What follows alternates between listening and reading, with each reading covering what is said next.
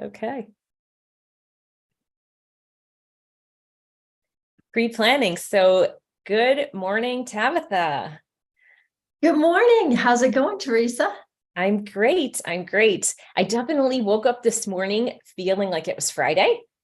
And I had to keep reminding myself it's Thursday, which is good because this is Thursdays with Culture Talk. So Nice. welcome to Thursdays with Culture Talk. I'm Teresa Agresta, one of the co-founders at Culture Talk. Cynthia's off on vacation this week, which is awesome. And here to help us out and have our conversation today is one of our certified partners, Tabitha Scott. So Tabitha, say hello. Hey, good morning, everyone. Yeah. We are really excited to be here. I've been working with Culture Talk for a short while now, and we're going to talk about all sorts of leadership today and how it applies to that. So here we go. Here we go. Absolutely. Yeah. So we're going to dig a little bit more into Tabitha's background and why we've asked her to come and join us on this topic of leadership. But before we do, I want to back us up just a moment and talk about Culture Talk. So if you are new to this conversation, Culture Talk is a platform that makes culture a tangible asset that your organization can use to lead a whole bunch of different, really, but sometimes challenging business operations. And so we've been on a tour this year. We're kind of doing a tour of some critical business and organizational challenges that can be solved through this lens that Culture Talk provides. Tabitha referenced leadership development. That's the path we're exploring in May and June of this year. We've also talked about brand and experience. We have talked about, what's the second one? Was culture shift and transformation. And coming next month, we're going to shift gears and get into team development. So kind of continuing to build out the themes. I also referenced that Tabitha is a certified partner with Culture Talk. That's one of her many strengths and credentials. And I also find her to just be an enormously effective and bubbly personality, somebody who really brings her whole being to this conversation about culture and about development and her own experiences as well. Not just speaking from a book and the learning she's done there, but her own lived experiences. She is currently a partner with Epic Pivot, which is a company that works on cultural transformations, among other types of transformations. Previous to that, she was a senior vice president working on innovation and sustainability with several global companies. She's had her own business. She writes books, she speaks. So I'm going to give her a chance to kind of introduce her background and kind of how did you get here to today and what you're doing with Epic Pivot. Yeah, Teresa, thank you. It has been an interesting career ride over the years. I think whether it was electronic payments or renewable energy REITs or sustainability, the adoption of energy policies, behavior programs, behavior change and culture in the workplace and innovation. The one thing that they all had in common was transformation of some sort, usually with business.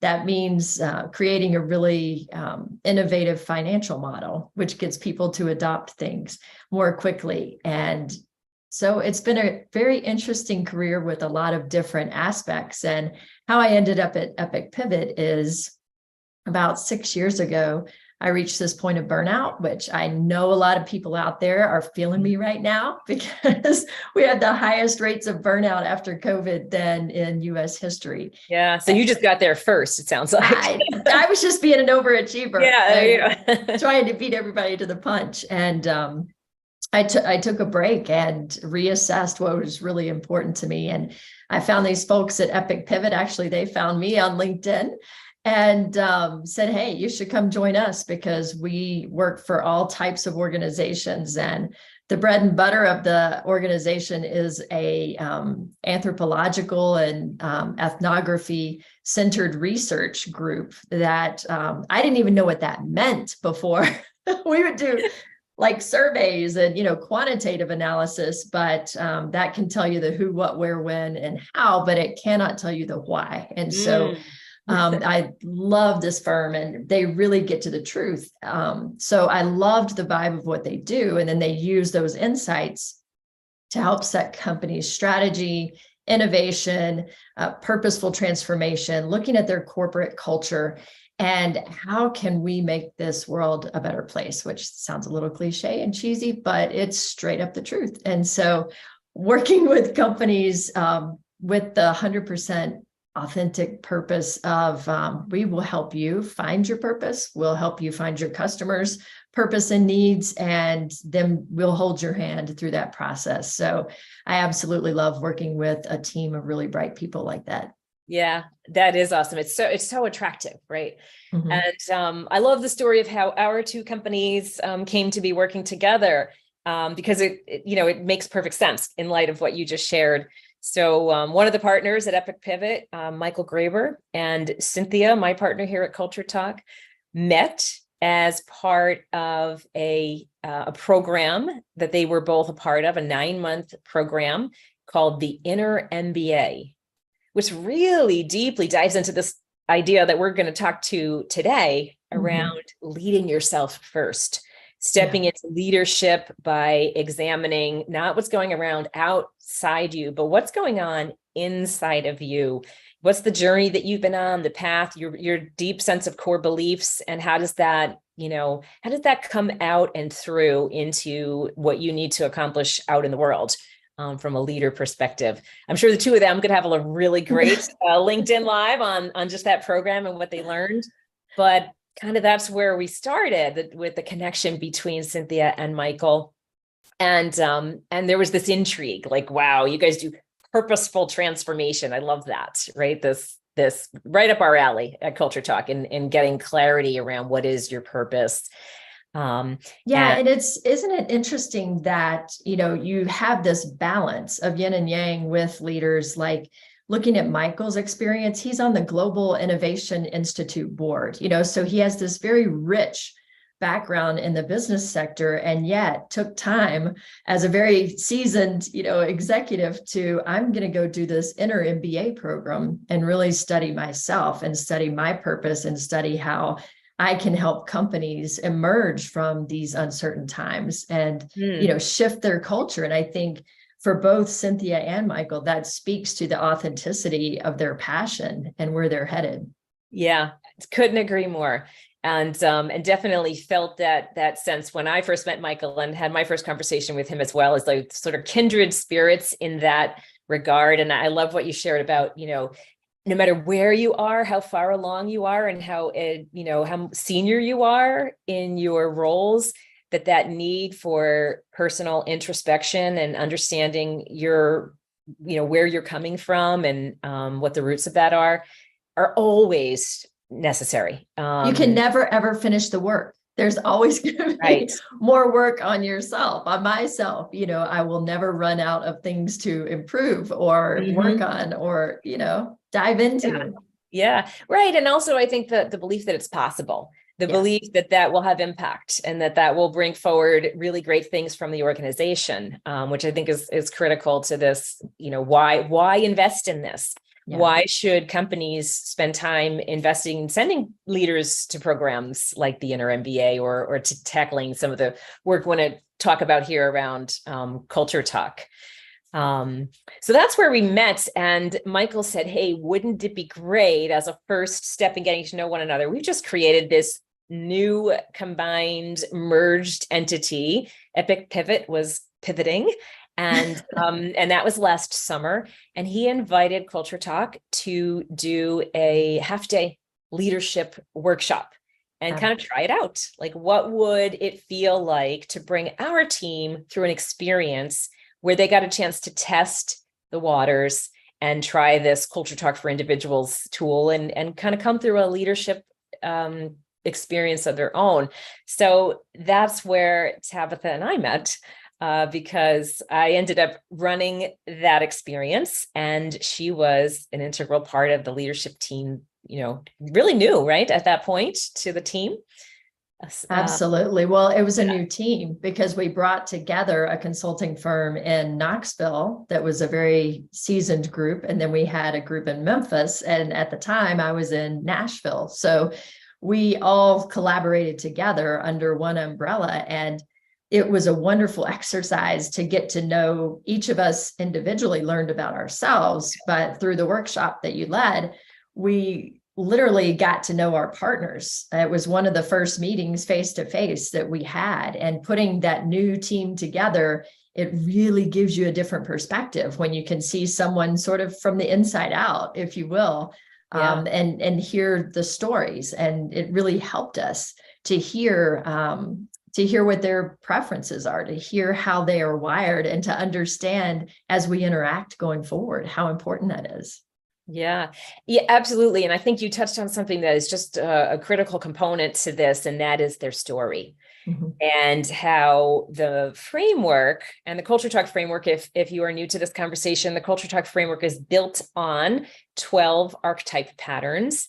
And obviously, lots of tools have different frameworks. And I think there's real strength in the archetype framework.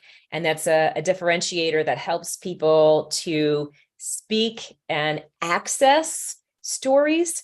Mm-hmm. I think so many times leaders are told they need to use and tap into stories as a leadership tool, but they're never told how. Like, how do you do that? So the workshop that we worked on together was just really opening that door to what is your story, kind of allowed that to unfold in a natural way. And I'm just curious, because again, it was the first time we met. What surprised you maybe about that experience, or There were a lot of things that surprised me. The obvious thing that I'm sure many teams experience is kind of understanding the depths of other leaders, what is important to them, and how are we complementary in our strengths and our desires. And also thinking about the complexity of the team. Do we have each other covered, or are we all alike? Yeah. And then what is the brand that we represent? Do our strengths and our archetypes align with the brand? And it was interesting for me personally, as a leader who I've used psychometric tools like DISC, Strength Finder, PI, AIM-Cube, which is more ontological than psychology. But, all of the common ones, I have used them in leadership development programs, either me leading the program or participating in them over the years. Yeah. And this one, at first, I was like, oh, it's stories. And so my logical brain was like, storytelling is a very popular thing right now, but yet still, I cringe as a logic-based person, a numbers person, an engineer, type. And once I got into it, I was like, oh, I get it now. This makes so much sense. And one of the lessons learned for me that I had not seen in all of those other psychometric tools that showed up is the latency part. And you may want to explain more about that. But for me, it was Jester. And it was this eye-opening too. Yeah. Well, and that was a big shock to me, because if you asked anybody that knew me growing up, little Tabby was a troublemaker, a jester, a joke teller. And whenever I do speaking engagements, there's a lot of humor woven in. And literally, it was just this, smack upside the forehead that I had become this person in business where I turn on business person and turn off my personality. And I think that develops sometimes for women, because we want to show up as powerful. We don't want to show up as weak. We, need to put on that persona. And so literally I turned my jester off in the workplace. And so I've been thinking about that. It's been sitting with me. It's been a year now since we did that process. And it was such a great learning that you can bring your personality to work. You can, I think I was so obsessed with take me seriously when I was young. Yeah. And now I'm old now. I don't have to ask anybody to take me You're wearing purple and red. Is that, yes. The Red Hat Society or something like that? Exactly. Yeah, that is. So you asked about latency. So when we look at archetype in this leadership exercise that we were just chatting about, we evaluate not only what shows up as your higher scoring patterns, but also what comes in, gives you this, oops, you're maybe like kicking this one to the curb. You might be a little bit in denial, and actively kind of avoiding a particular pattern. And there's value in understanding what that looks like. Maybe sometimes it's the thing we point out as a fault in someone else. So it's the first thing that we recognize as a fault. And as a leader, that's really great to bring awareness to. And that it comes out when you're super under pressure and stress. And Lord, aren't we all under a boatload of stress these days with the economic downturn, with budgets cuts, with things being put off till next year, with mergers, with, work from home, hybrid work, you pick a topic. Well, and then one thing you mentioned earlier is such a critical component, what's going on in people's personal lives. Yeah. Because whether or not we voice it or bring it or whatever, it's still there. And so, there's so many ways. So the latent is a critical component of it. So tell me what happened after that. I want to get in this kind of leadership conversation we're having here about how does knowing that make you a better leader? And then you came and we can continue the story. So then Tabitha joined us and became a partner with Culture Talk, and really got deeper into this conversation around how do you utilize the outcomes of this assessment, and more so than that, even what's important for leaders to understand about transformation, because that's what you do, right? You lead transformation for clients who need to lead transformation. That's right. And it's interesting. You can define leader in a number of ways. It's not the people that sit in the C-suite. It's also the people that are specialists, that are programmers or, technology experts, subject matter experts. It's, individuals. And when I think of leader, I think of yourself. How are you leading yourself? How are you carrying yourself in the workplace and at home? And so what happened next for us is we looked at the balance among us, and we were fortunately in very close alignment with what we wanted to do. So many of our folks had, because we work with innovation, because we're very future forward in helping companies with R&D, with, customer experience, with user experience, the things we do are assess the truth today, whether that's research and insights, or it's also things like culture talk. So let's assess the culture. Let's assess what's actually here now. What is the truth? And then what do you want to be? What do you want to transform into? And where are the gaps? And how can we make that happen? So we did that with ourselves first. And fortunately for us, we had lots of explorers in our archetypes. We had lots of heroes, because the people that work at our company are not out to make millions and millions of dollars individually in lieu of taking care of others, of social justice, of sustainability, of equity. And so the things that are passionate in our hearts show up in our archetypes as well. Yes, a huge component of that hero, right? So that drive toward a bigger purpose, a bigger goal, something outside of myself.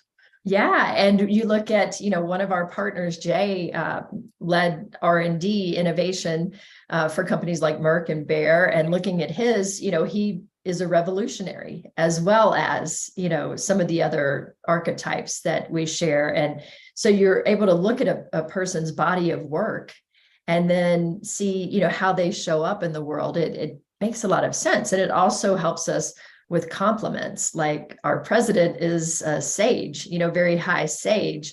And the rest of us did not have that. But this is why we always run things by Mark before making an important decision. Yeah. It kind of helps bring your feet to the ground maybe sometimes, or ask the questions that somebody who's running fast isn't really asking.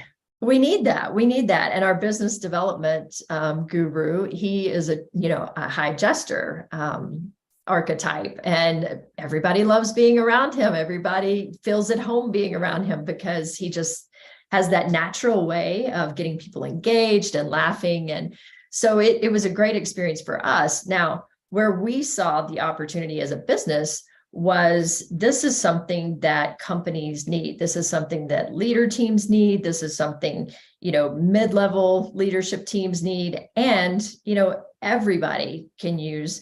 And we think it fits really well in the cultural transformation piece, which is part, when we take an organization through transformation, we have a discover phase, a pivot phase, and then a practice phase. Oh, so I like that. Yeah. In that discover phase, it's all about what's real, and we have these ethnographers who are talking to people and getting the real story. And, it's all anonymous. And then this is part of that process where you which is that I hear that storytelling again. What's the story, right? Right. Yeah. And then you weave together, okay, this really is what's going on. This is the truth.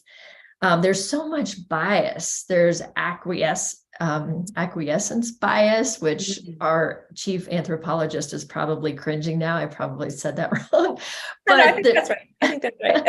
There's so many bias with quantitative surveys, and they are effective in some ways, but people will respond based on how they think you want them to respond. Whereas quantitative tools, self-introspection tools that aren't, how am I feeling about the company? It's how am I feeling about me? How do I show up? And so we do like that element of culture talk combined with what we do with qualitative research. It's just definitely a need for both. I completely agree. Like you need that clear picture of where we are. Yeah. What's true. And I like to reference it as, what's our point A? So exactly. We're going on a journey, we're transforming. We needed to know, where are we starting? Right. But then, and I've been leading conversations actually this morning, just got off a call. We were talking about sort of how do we get the movement started now? We need to create this movement, this transformation. And you really can't do that without touching people at an emotional level. So you need to get to something emotive, which pairs the data and, the path with the motivation to start and to keep going when it's challenging. That's right. And, Teresa, it's interesting to have a balance as well, where I'm going to speak with my logic brain again. I always said in business, give me less of the fluff and more of the stuff. So I love that culture talk is based on, social and psychological science. And, you can say more about Carl Jung and, the later works that were evolving off the back of that. But for us, having something that is a quantifiable tool, that has some rigor to it, that's been tested by thousands of people. We love the aspect that objectivity that it gives us, and it gives people to really understand and identify with it. So that's been a really good strength for us. And I like that it's not just squishy, touchy-feely work. You do feel good when you're doing it, but this leads to ROI. This leads to better sales. This leads to a clear strategy. This leads to, a real snapshot of your culture. And that's what it's about for businesses. I think, especially when the economic times are tough and people are cutting back, this is all about efficiency. Do you have the right butt in the right seat? Do you, are you happy in your role? Are there other things you could be doing that would give you more, energy? And so it's really important from a business head perspective, and not just everyone feels good and now, they nice. We had better. That. Yeah. We had that great workshop. Oh, when was that? I can't remember. We kind of have a dusty report or, sitting on a shelf somewhere. Right. Yeah. And so I'd love to hear from your perspective, like the ongoing experience and value of just the individual work. Like we started talking about, how Michael and Cynthia were investing in this, developing myself as a Mhm. leader. This the opportunity to continue coming back to the same well, if you will, and continuing to draw value from what you learned. And what can we do, and what do you see with the work that you're bringing forward? Yeah, I think what I see with that work is that, as we said early on, you can never run out of work to do on yourself.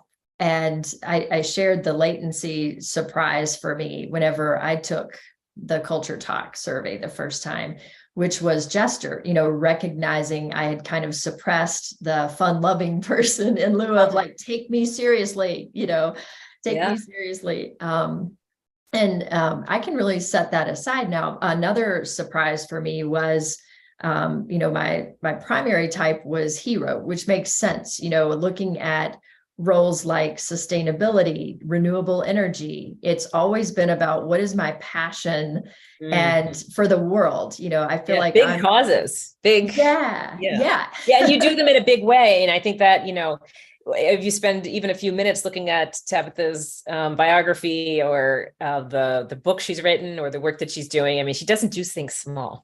She does things big. I don't mind running into the burning building. I mean, what's the worst Yeah. thing that happens? I don't come out, but that's okay. I tried.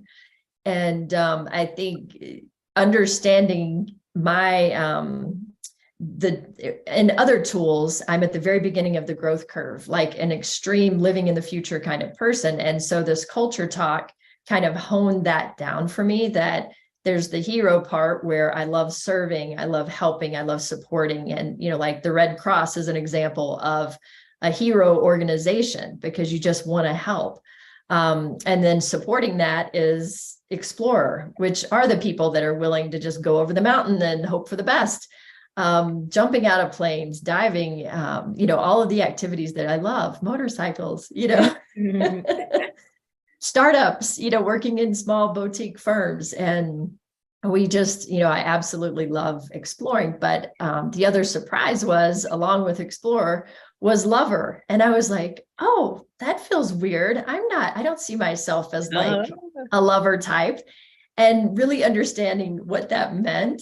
That meant listening to others and caring about others and championing others. And I think about how, I would just go up against the wall if people that were working in an organization were burnt out and the leaders were not listening to them. Even to my own detriment, I cared so much. I wanted to, bring them all along. And that's that lover coming out, where even though I consider myself more logic based, and I think that was my resistance to lover, Mhm. I am sincerely interested in how are other people feeling? How are we bringing them along in the journey instead of just walking over people in the name of the dollar? It's really, really important to me. So it was a surprise. And then I thought, well, okay, that does make sense. Yeah. Well, and I think what it really does is, to anyone even listening to your profile and what your explanation is help really to define what kind of a leader are you. And when you can embrace that, explore that, quite naturally for you, explore it. But when you can recognize that it makes you this unique human being, as opposed to just, you'd referenced earlier this desire to paint yourself as what the world thinks a leader should be. Yeah, And instead show up as the leader that you truly are and embrace that. And in doing so, really bring your unique passions and strengths to your organization and shed some of the expectations of what everybody else perceives you should be as a leader. absolutely. Absolutely. I literally wrote the book on listening to your intuition, Tell us about your book. I want to hear about it. following what you do. Well, Yeah. it's called Trust Your Animal Instincts, Mhm. Recharge Your Life, and Ignite Your Power. And it comes from a background in electricity. Literally, I'm a certified, energy manager, demand side manager, but I also have certifications, medical certifications in holistic energy work, which are studying modalities from all over the world. Far Eastern medicine, Hopi native medicine, how did other peoples in different time periods study and work with the body and its natural energy? And so this book is it's my story about how I reached this point of burnout because I was showing up as something else that the world wanted me to be. And I used animals that literally came into my life. And until I got the message, they kind of helped me discover what did I need to do to get through that burnout. So for example, I kept seeing snakes until I realized it was saying, shed your skin, get rid of it, because they can't grow into their power. They can't be who they're supposed to be. They're literally held back by that skin. And it also takes on parasites. And how many parasites was I letting into my life? And all of us do that. And it makes us sick, literally, if we take on all that stress and anxiety. And so shed your skin, let it go. Yeah. What a transformation message that is. It is. And then, the owl is all about tuning in. We see up to 10,000 ads a day. We are over inundated as leaders and as individuals. What the heck are you going to tune into? And usually it's someone that looks like you or is the loudest or is the funniest. And so really being aware of what you're tuning into and how that's shaping your life. And, finding your own intuition, your own little waypoints of purpose along the way. And then I talk about bats at the end because we have to take the risk to move forward. You have to take the risk to learn about yourself. Going back to Michael and Cynthia, they didn't just, say, hey, I'm a very successful leader at this point. They took the risk to even learn more and go inside. And yeah, which makes you vulnerable, right? Another one of those key critical strengths of leadership is that introspection can make you quite vulnerable. It does. And bats, are kind of a lesson in nature for leaders because they can't fly like off of the ground. They literally can't get off of the ground. They have to risk dropping to their death, take the risk, or they cannot fly. They can't do what they're wired to do. I did not know that. I will tell you, I think I might have shared this with you last week at our Culture Talk Partner Day. We gave away a copy of your book. And so I'm ordering a copy for myself as well. Fascinated by the mechanism of using animals.